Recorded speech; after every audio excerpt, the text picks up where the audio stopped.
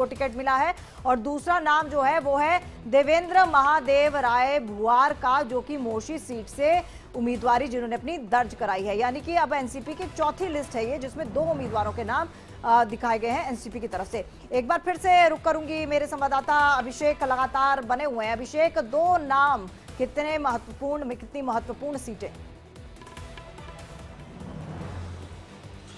बिल्कुल, देखिए, चूंकि लगातार महायुति में लगातार सीटों के बंटवारे को लेकर लगातार आपस में देखिए लास्ट दिन तक लगातार अंतिम दिन, चूंकि आज उम्मीदवारी दाखिल करने का आज आखिरी दिन है और इस बीच लगातार इनके बीच में कहीं कहीं मीटिंग्स और लगातार तमाम चीजें सामने आती हुई दिखाई पड़ रही हैं और यही कारण है कि इस पर मामले पर अब तक तमाम कैंडिडेट्स के नाम डिक्लेयर करने में कहीं न कहीं हर कोई परहेज कर रहा है, क्योंकि कई बार ऐसा देखा होगा आपने कि बागी हो जाते हैं। लेकिन अब तक देखिए टोटल पूरा आंकड़ा बता दूं आपको, जो अब तक आंकड़ा आया है कि आखिरकार जो महाराष्ट्र में कौन सा दल कितनी सीटों पर चुनाव लड़ रहा है, अब तक जो डिक्लेयर किया गया है। अगर हम महाविकास आघाड़ी की बात करें तो अब तक 20 सीटें रिमेनिंग है, यानी 20 सीटें बची हुई है जिसको घोषित करना बाकी उम्मीदवारों के नाम। वहीं अगर हम महायुति की बात करें, 9 सीटें रह गई हैं, 9 सीटों पर अभी घोषित करना बाकी रह गया है। महायुति की चूंकि कई सीटें कई लिस्ट आ चुकी है, 3 बीजेपी की लिस्ट आ चुकी है, 3 बीजेपी की लिस्टों में से अब तक 146 लोगों के नाम डायरेक्ट बीजेपी के उम्मीदवार चुनाव लड़ रहे हैं और इसके अलावा 4 उन्होंने अपने एलआई दल को, यानी जो सहयोगी दल, उनको टिकट दिया, यानी बीजेपी की संख्या 150 हो चुकी है।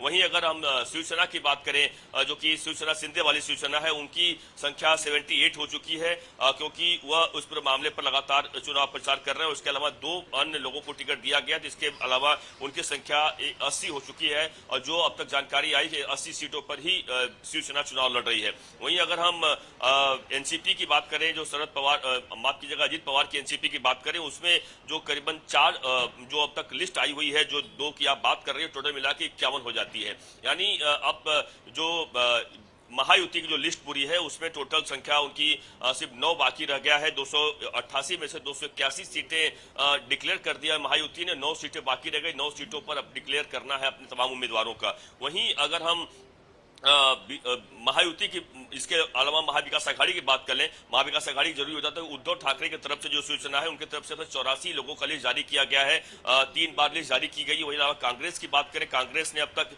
4 लिस्ट जारी करते हुए 102 उम्मीदवारों का लिस्ट जारी कर दिया है, जो उसमें सहयोगी पार्टी भी उनके शामिल है। वहीं एनसीपी शरद पवार की बात करें, उन्होंने 82 उम्मीदवारों का लिस्ट जारी किया है और टोटल यह मिलाकर हो जाता है 268। तो आप समझिए कि जो 20 सीटें बची हुई है महाविकास आघाड़ी का, वह 288 सीटों के लिए। तो आज चूंकि अंतिम दिन है तो माना जा रहा है कि आज तमाम जो सीटों पर बची हुई है वो डिक्लेयर हो जाएगा, या फिर नामांकन भरने के बाद कई बार ऐसा होता है, कई सीटें ऐसी होती है जहां बगावत भारी पैमाने पर हो सकती है। तो इंतजार करना होगा और फिर तय हो जाएगा कि आखिरकार क्या कुछ